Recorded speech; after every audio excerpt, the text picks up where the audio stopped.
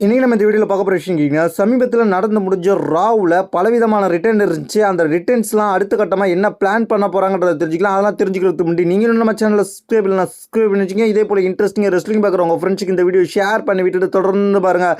இந்த ரிட்டர்ன்ஸில் முக்கியமான ரிட்டர்னாக செமிசைன் ரிட்டர்னை பார்க்குறோம். செமிசைன் கிட்டத்தட்ட எலிமினேஷன் சேம்பரில் கெவின் ஓன்ஸோட நடந்து முடிந்த மேட்ச்சில் அடிபட்டு போனார். அதுக்கப்புறம் இப்போ தான் வராரு. கிட்டத்தட்ட ஒரு 2 மாதம் கழிச்சு வராரு செமிசைன் வந்த உடனே மேட்ச் விளையாடுவாரான்னு கேட்டிங்கன்னா மேட்ச் இப்போதைக்கு கிடையாது. செமிசைன் சின்ன பர்ஃபார்மன்ஸ் மட்டும் தான் பண்ணாருன்னு கேட்டிங்கன்னா அவரோட ஃப்ரெண்டான Jey Uso world heavy championship win பண்ணியிருக்காரு. அந்த சாம்பியன்ஷிப்பை வின் பண்ணது செலிப்ரேஷன் பண்ணும் விதமாக தான் செமிசைன் வந்திருந்தார். அது மட்டும் இல்லாமல் ஆடியன்ஸ்லாம் செமி யூசோன்னு சொல்லி சியர் பண்ணாங்க.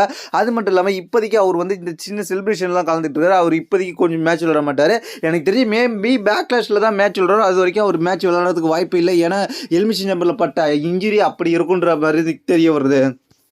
அந்த வகையில் அடுத்து நம்ம பார்க்க போகிற விஷயம்னு கேட்டிங்கன்னா பென்டா வர்சஸ் டாமினிக் மிஸ்ட்ரியோ மேட்ச்சில் டாமினிக் மிஸ்ட்ரியோவுக்கு சப்போர்ட் பண்ணி ஒருத்தர் ரிட்டர்ன் வந்திருப்பார். அது யாருன்னு கேட்டிங்கன்னா ஜேடி மெக்மினோ ரிட்டர்ன் வந்திருக்கிறாரு. ஜேடியை பொறுத்த வரைக்கும் இன்ஜுரி ஆயிடுச்சு, நெக் இன்ஜுரி ஆயிடுச்சு. அவர் வந்து கேரியரே முடிஞ்சு போச்சுன்ற மாதிரி தான் சொல்லிட்டு இருந்தாங்க. ஆனால் ஷாக்கிங்காக ரிட்டர்ன் வந்திருக்கிறாரு.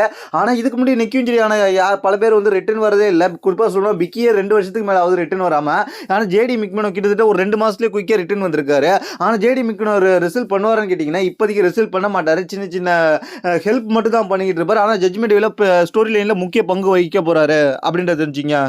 அடுத்து நம்ம பார்க்க போகிறது யாருன்னு கேட்டிங்கன்னா ரூசே வந்து ஏடபிள்யூலேருந்து இப்போ வந்திருக்காரு. ஏடபிள்யூவில் மெய்ரன்ற கேரியரில் பண்ணிக்கிட்டு இருந்தார். இப்போ வந்து மீண்டும் ரூசே வந்திருக்காரு. ரூசே வந்து வேறு லெவல் லுக்கோட வந்திருக்காரு. அது மட்டும் இல்லாமல் பவர்ஃபுல்லாக காமிக்கிட்டு இருக்க ரூசே வந்து ஒரு ஹீல்டனை காமிச்சிருக்காங்க. அந்த ஹீல்டனை காமிக்கும் பட்சத்தில் ஓட்டிஸை போட்டு பயங்கரமாக அட்டாக் பண்ணியிருக்காரு.